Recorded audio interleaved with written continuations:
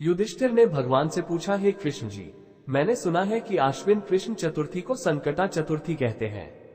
हे जगदीश्वर, आप कृपा करके मुझसे विस्तार पूर्वक इस कथा का श्रवण कराइए। श्री कृष्ण जी ने उत्तर में कहा कि प्राचीन काल में यही प्रश्न पार्वती जी ने गणेश जी से किया था कि हे देव, आश्विन मास में किस प्रकार गणेश जी की पूजा की जाती है, इसे करने से क्या फल मिलता है।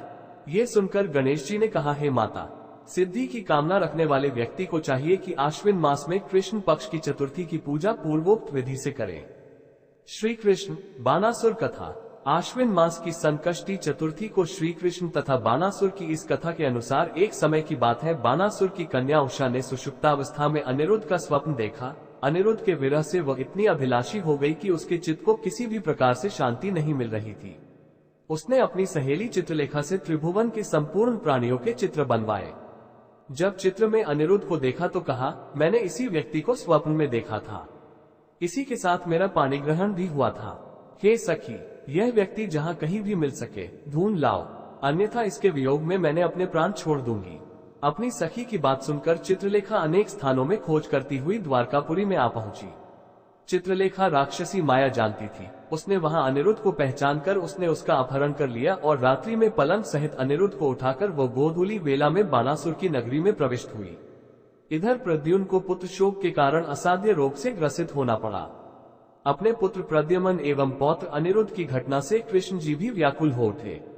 रुक्मिणी भी पौत्र के दुख से दुखी होकर बिलखने लगी और खिन्न मन से कृष्ण जी से कहने लगी, हे नाथ, हमारे प्रिय पौत्र का किसने हरण कर लिया, अथवा वो अपनी इच्छा से ही कहीं गया है। मैं आपके सामने शोकाकुल हो अपने प्राण छोड़ दूंगी। रुक्मिणी की ऐसी बात सुनकर श्री कृष्ण जी यादवों की सभा में उपस्थित हुए। वहां उन्होंने परम तेजस्वी लोमश ऋषि के दर्शन किए।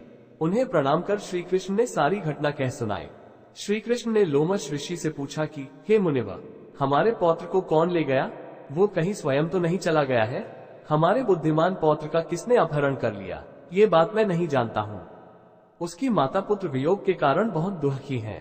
कृष्ण जी की बात सुनकर लोमश मुनि ने कहा, हे कृष्ण, बानासुर की कन्या उषा की सहेली चित्रलेखा ने आपके पौत्र का अपहरण किया है और उसे बानासुर के महल में छिपा के रखा है। ये बात नारद जी ने बताई है। आप आश्विन मास के कृष्ण पक्ष की चतुर्थी संकटा का अनुष्ठान कीजिए। इस व्रत के करने से आपका पौत्र अवश्य ही आ जाएगा।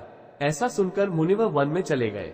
श्री कृष्ण जी ने लोमश ऋषि के कथन अनुसार व्रत किया और इस व्रत के प्रभाव से उन्होंने अपने शत्रु बानासुर को पराजित कर दिया। यद्यपि उस भीषण युद्ध में शिव जी ने भी बानासुर की बड़ी रक्षा की, फिर भी वह परास्त हो गया। भगवान कृष्ण ने कुपित होकर बानासुर की सहस्त्र भुजाओं को काट डाला।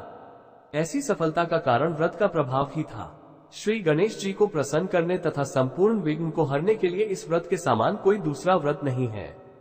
श्री कृष्ण ने कहा, हे राजन, संपूर्ण विपत्तियों के विनाश के लिए मनुष्य को इस व्रत को अवश्य ही करना चाहिए। इसके प्रभाव से आप शत्रुओं पर विजय प्राप्त करेंगे एवं राज्याधिकारी होंगे। इस व्रत की महिमा का वर्णन बड़े बड़े विद्वान भी नहीं कर सकते। हे कुंती पुत्र, मैंने इसका अनुभव स्वयं किया है, यह मैं आपसे सत्य कह रहा हूँ। दोस्तों, आज के लिए बस इतना ही। दोस्तों, आपको हमारा वीडियो पसंद आया हो तो वीडियो को लाइक और शेयर करें और चैनल को सब्सक्राइब करना ना भूलें। धन्यवाद।